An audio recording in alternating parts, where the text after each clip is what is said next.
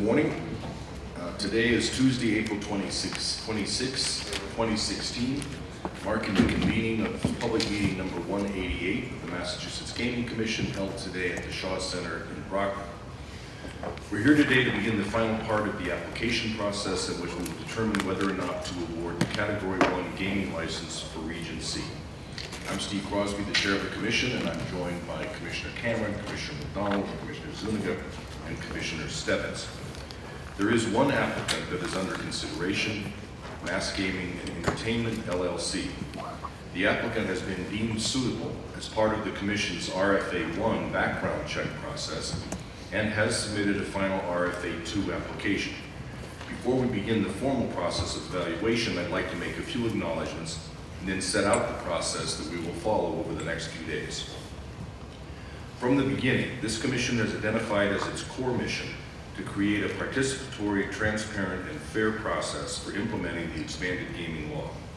We have at all times worked to ensure that our decision-making systems engender the confidence of the public and the participants. To that end, we have conducted until today 187 public meetings, all of which have been streamed live over the internet, conducted multiple public input meetings in the host and surrounding communities, invited public comment and input on a variety of topics and questions, and posted a wide variety of information, including the RFA-2 application submitted by the applicant, on our website for all to see. Today we commence the final step in our licensing process, which will culminate in public deliberations by the Commission and a vote on whether or not to award the sole license in Region C. My fellow commissioners and I would like to express our appreciation to many people for their tremendous efforts and contributions to this process. To the applicant, who has dedicated substantial resources and subjected themselves to a rigorous and invasive background check, and who have submitted a voluminous application in detailing their vision for a gaming establishment. To our staff and consultants who have worked tirelessly behind the scenes to pore over countless documents and sources of information and offered the sage advice essential to assure that the Commission is positioned to make this momentous decision. To the officials and staff members of the host and surrounding communities who have worked diligently to serve their constituencies to the best of their abilities in order to position their respective communities in the best place possible. And finally, to the members of the public who have shared their thoughts and feelings relative to this critical decision, both in favor and opposed, by attending meetings and offering written and oral comments. Please know that your voices have been heard and that will play a key role in our ultimate decision. We offer our deepest gratitude to all of you for being a part of this challenging and important process. For the past 3 or 4 years, since we began to consider the possibility of awarding a commercial license in Region C, we have noted that such a decision would require addressing 2 issues. First, do we have a compelling commercial application that meets or exceeds the standards that we have developed for Category 1 casino licenses?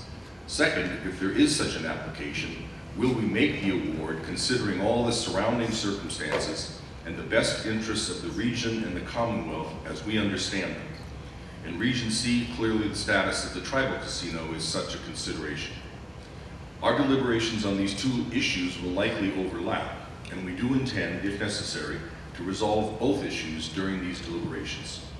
The process for determining whether to award a gaming license to Mass Gaming and Entertainment will be flexible as our conversations require. Nothing that I'm saying herein is binding on us, but in general, I'm proposing that we follow this process.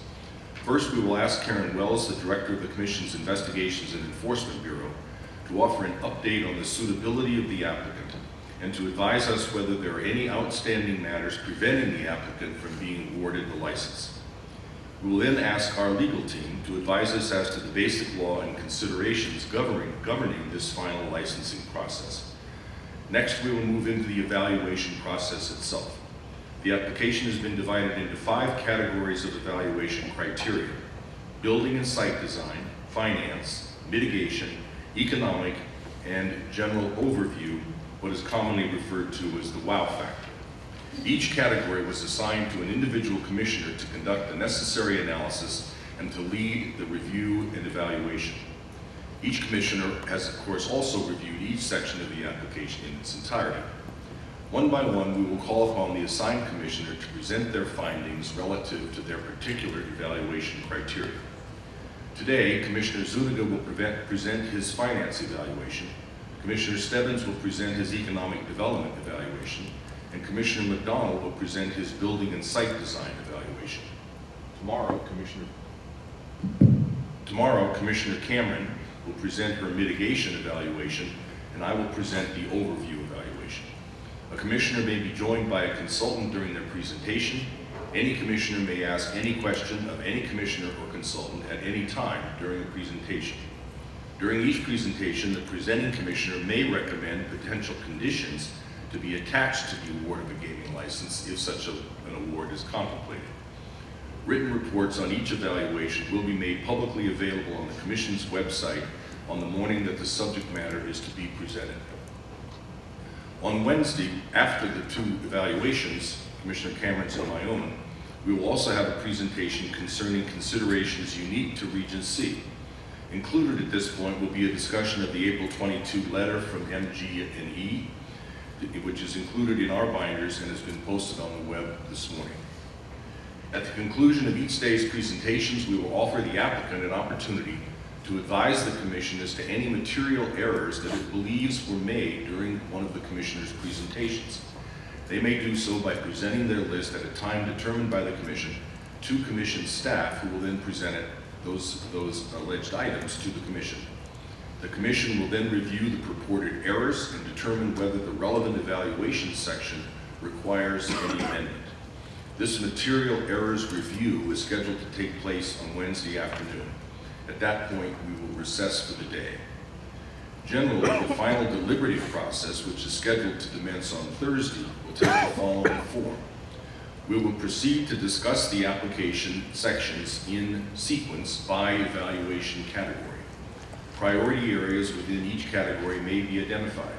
Problem areas within each category of each application may be identified and possible satisfactory solutions discussed. There may be discussion as to whether additional information would be helpful to understand a certain problem area. And the Commission may arrive at an overall evaluation for the applicant in each of the 5 categories.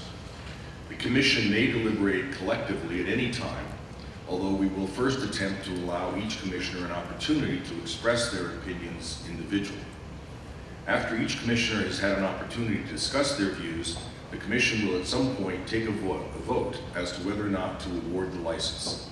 If a majority of the Commissioners vote in the affirmative, the decision to award the license may be conditioned upon acceptance of certain terms and conditions.